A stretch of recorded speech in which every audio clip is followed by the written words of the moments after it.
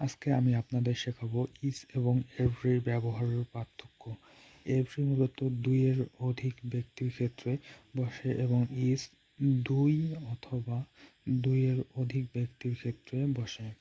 এখন আসি ইজ এবং এভরি কখন ব্যবহার হবে। এই বাক্যগুলোর মধ্যে ইজ এবং এভরি উভয়ই অ্যাডজেক্টিভ হিসেবে ব্যবহৃত হয়েছে।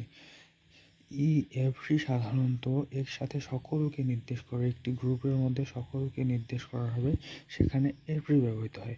এবং ইজ ব্যবহৃত হয় প্রত্যেককে আলাদাভাবে নির্দেশ করে। ইজ বয় একটি ছেলেকে নির্দেশ করতেছে, গ্রুপের মধ্যে একটি ছেলেকে নির্দেশ করতেছে, তাই এখানে ইজ ব্যবহৃত হবে। এবং এভরির ক্ষেত্রে গ্রুপের সকলকে একসঙ্গে নির্দেশ করতেছে এবং তা অবশ্যই দুইয়ের অধিক হতে হবে। এবং ইচের ক্ষেত্রে দুই অথবা দুইয়ের অধিক হতে হবে। দুজন হলেও দুজনের মধ্যে একজনকে নির্দেশ করা হবে। ইজ বয় ইজ প্রেজেন্ট একজন করে নির্দেশ করে। এবং এভরির ক্ষেত্রে সকলকে একটা ক্লাসের মধ্যে অথবা একটা গ্রুপের মধ্যে সকলকে একসঙ্গে নির্দেশ করা হয়।